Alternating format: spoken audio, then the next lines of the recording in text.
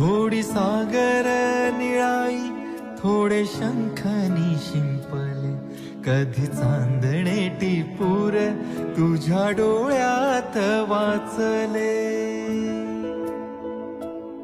कधी उतरला चंद्र तुझ्या माझ्या अंगणात, स्वप्न पाखरांचा थवा विसावला ओंजळीत. कधी काळोख भिजला, कधी भिजली पहाट, हुंकारला नदी काठ, कधी हरवली वाट. वाऱ्या पावसाची गाज काळी भासतच दाट, कधी धुसर धुसर एक वादळाची.